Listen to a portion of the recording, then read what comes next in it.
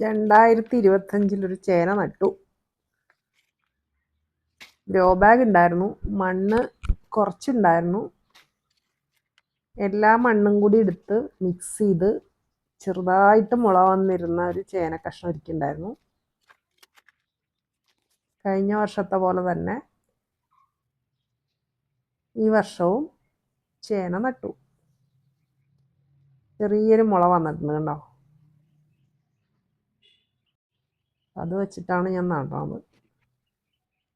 എത്രത്തോളം ഫലം കിട്ടുമെന്ന് എനിക്കറിയില്ല, എന്നാലും ചെയ്യാനുള്ളത് ചെയ്യുക. കർമ്മം ചെയ്യുക നമ്മുടെ ലക്ഷ്യം. കർമ്മഫലം തരും ഈ ചെടികളല്ലോ. അപ്പം ചേന നട്ട് വെച്ചിട്ടുണ്ട്. ഈ